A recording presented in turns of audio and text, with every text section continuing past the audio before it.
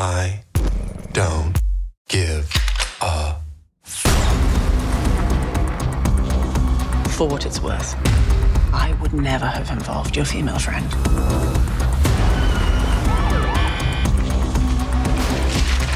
forbid empathy. Please. Trust no one. Fight only the battle you're paid to fight.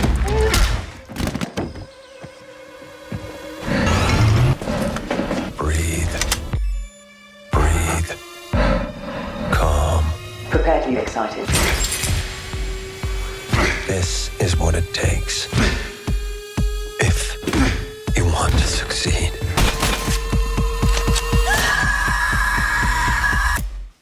Hey.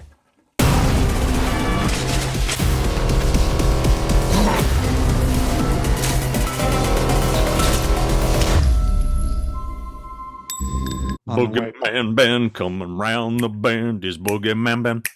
Is BoogeyMan band? Greetings, my fellow Fright Fiends, and thanks so much for dropping by the Horror Zone channel. I hope everyone's doing well. Today's video is something I hadn't really planned to do, but after watching this film yesterday on Netflix, it just premiered on November the 10th, so I'm recording this on November the 11th. I'm talking about David Fincher's new film, The Killer. Now, it had a limited theatrical run before appearing on Netflix on the 10th, and it's one that I've been eagerly anticipating. I'm a huge David Fincher fan. Just picked up some of the films I have in my collection. I have pretty much every one of his films except for Mank, which was another Netflix film that he did back in 2020. I wasn't the biggest fan of that one, as much as I appreciated what it was about. I mean, dealing with the making of Citizen Kane, it was actually a passion project for Fincher because the script was written by his late father, Jack. It had a great cast with like Amanda Seyfried and of course Gary Oldman. But I watched it. It came out back during the pandemic, early days of the pandemic back in late 2020, and I couldn't get into it. I don't know why, maybe it was just frame of mind. I do want to revisit that film. But movies like Seven, The Game is my favorite Fincher film, to Girl with the Dragon Tattoo, and then of course Zodiac. These are just some of the films, but I love every one of Fincher's films, even ones that I'm not like, in terms of like the story, I'm not that crazy about. His directing style has always been fantastic. He did a lot of music video work before he broke into films with Alien 3, and as much as I'm not a big fan of that story, visually Alien 3 is amazing. And I'm a huge fan of Michael Fassbender, and I was just really interested in this movie because this was going to be reuniting him with Andrew Kevin Walker, who wrote Seven. He also did, I believe, a script rewrite on The Game. So I'm a huge fan of that screenwriter, even though I know that he had friction with Joel Schumacher on the movie 8mm. 8mm is one of my favorite films.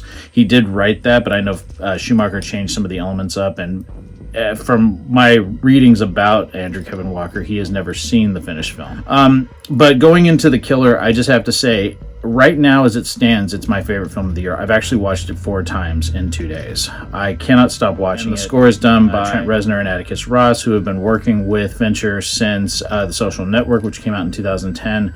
But just the story of The Killer, it might be too simplistic for some people, but for me, it was a breath of fresh air. I miss movies like this. I feel like everything now is either a superhero film or a cartoon. And pretty much what the movie deals with, it deals with a fateful near-miss and assassin who, through the process of one of his jobs going wrong, battles his employers and himself on an international manhunt he insists isn't personal. Movie stars Michael Fassbender as the killer, Tilda Swinton as the expert, Charles Parnell as the lawyer, Hodges, Arliss Howard as the client, Claiborne, and Carrie O'Malley as Dolores. The movie was written by Andrew Kevin Walker, based on The Killer, written by Alexis Nolet and Luc Jacquemin, and movie was directed by David Fincher. Little history on the production. In November of 2007, it was reported that David Fincher would be directing an adaptation of the Matt's French comic book, The Killer. Brad Pitt's Plan B Entertainment producing and Paramount Pictures distributing. By February of 2021, Fincher had taken the project to Netflix, where he had signed an overall deal with Andrew Kevin Walker, now writing the script, and Michael Fassbender circling the lead role. By June, it was reported that Fincher was planning to begin filming in November of 2021 in Paris, with Tilda Swinton joining the cast in October of that year. Principal photography began in November of 2021 in Paris. It continued in the Dominican Republic in December of 2021, then moved to New Orleans later that month. It moved again to Chicago in February of 2022, and then to St. Charles, Illinois, doubling for suburban Beacon, New York in March of 2022 for 10 days, wrapping later that month. And like I said, that initially I wasn't going to talk about this because it doesn't fit into spooky screenings, so I just did this as a Boogeyman break time, but it was just something that I felt like I had to get on here and talk about because there's not a lot of people that have reviewed this film on YouTube, with the exception of Chris Stuckman. He did his review back in October. I had hoped to see this in the movie theater, but I didn't get a chance to. But like I said, I'm addicted to it now. I've been listening to the score all day as well. I don't know what it is. It's just the type of storytelling that I miss. We don't get a lot of it now. If we do, I feel like it's overly complex. This wasn't a complex movie at all. It was just really interesting to see, you know, how an assassin would think and just how he sort of observes his target and the situations that he's in. And like I said, this film just kept building and building for me, and I was enthralled throughout. And I haven't seen Michael Fassbender in a long time, and I'm a huge fan of that actor. I do believe it is going to be coming out on Blu-ray and DVD at the beginning of next year. February was what I saw. I hope it does because I do want to add it to my collection. Like I said, it's easily one of my favorite Fincher films. It is probably my favorite film of the year. Absolutely check out The Killer. It is on Netflix now.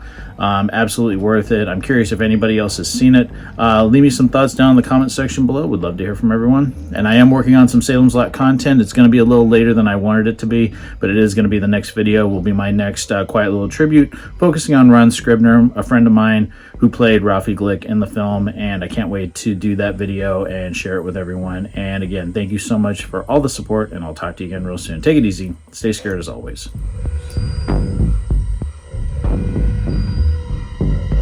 Hey, my fellow Fright Fiends, I just want to thank everyone for supporting Boogeyman Ben's Horror Zone. If you haven't yet subscribed and you'd like to, please hit the subscribe button down below. Click the bell notification so you're updated every time I drop a new video. I try to drop a video at least once or twice a week. The Horror Zone is a passion of mine, and it really makes me happy that I can share that passion with all of you guys. Thanks so much again for the support, and I'll talk to you again real soon. Take it easy. Stay scared as always.